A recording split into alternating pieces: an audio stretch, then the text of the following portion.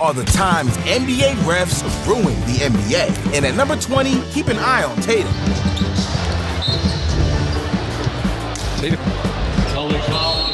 This is bogus. I hate this stuff. This is ridiculous.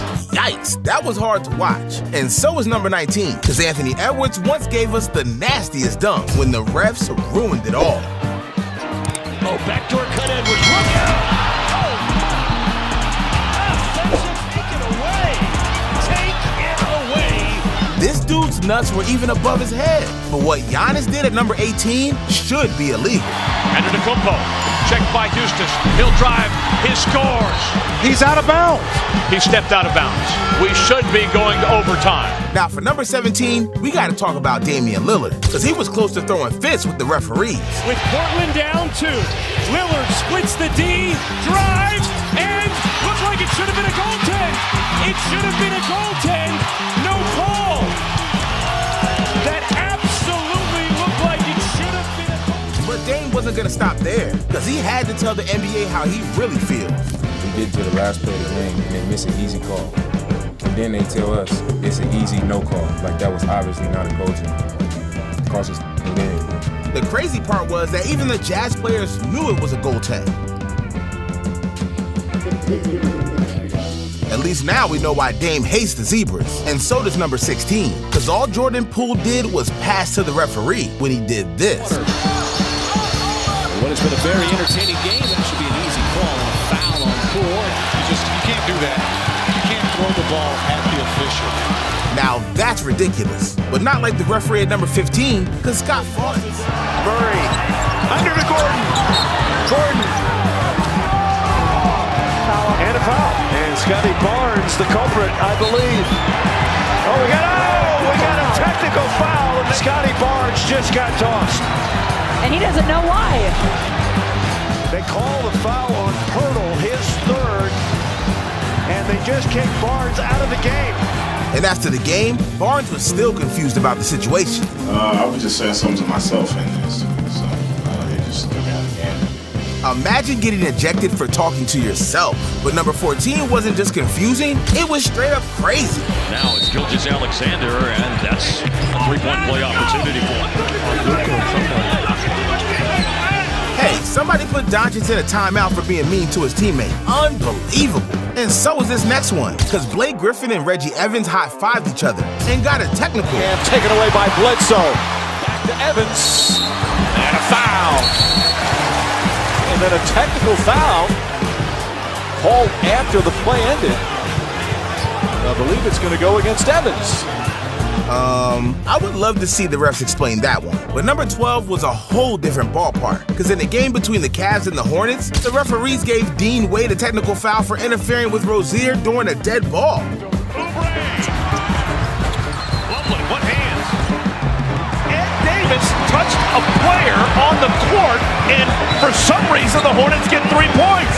I mean, making a dumb call is one thing, but reviewing it and not changing your mind, that's a freaking crime. But so is number 11, because the refs didn't just give a random tech. Instead, they cost LeBron a whole game. For me.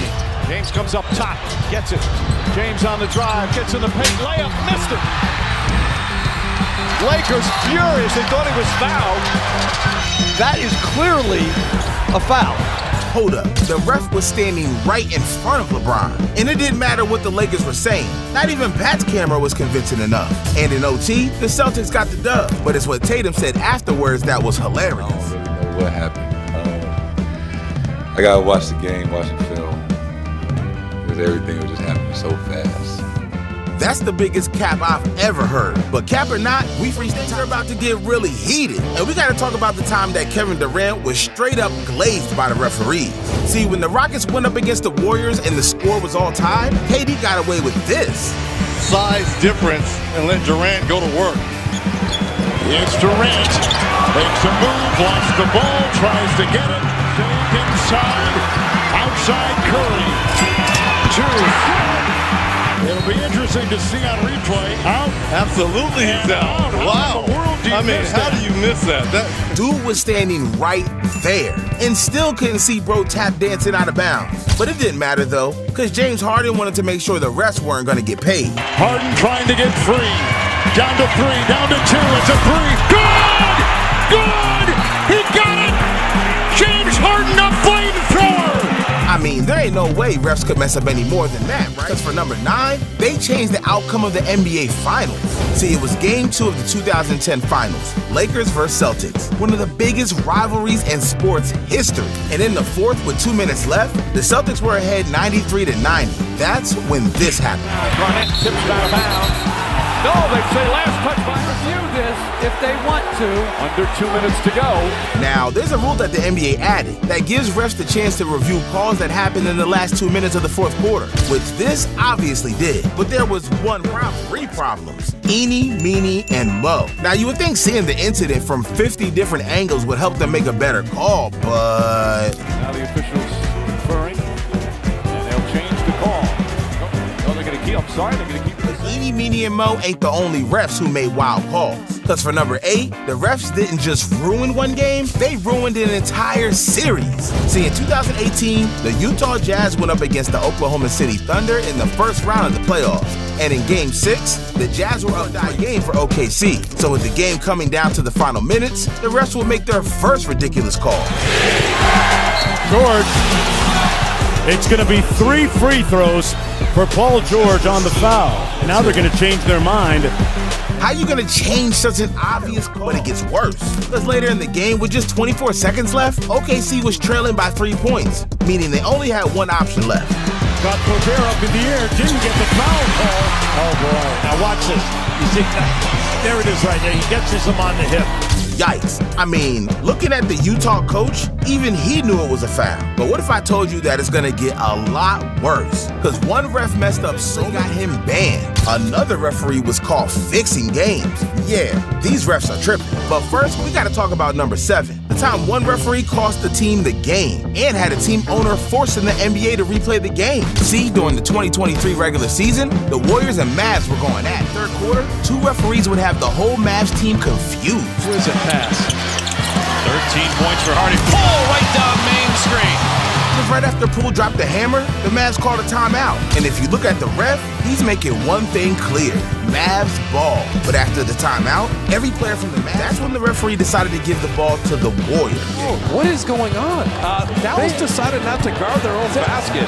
That's going on Shaq of the Fool right there. They were all on the wrong side. There's no Maverick defenders. The refs really out here handing free points to the Warriors. Now, making mistakes is part of being human. But the crazy part in all this is that Dallas wound up losing the game by 2 worst road teams in the league. But things didn't stop there. Because after the game, you would think the refs would be the ones getting fined. But instead, the NBA slapped Doncic with a $35K fine for making this gesture. Yeah, things were getting wild. And Mark Cuban was not going to lower foul for the game to be completely replayed.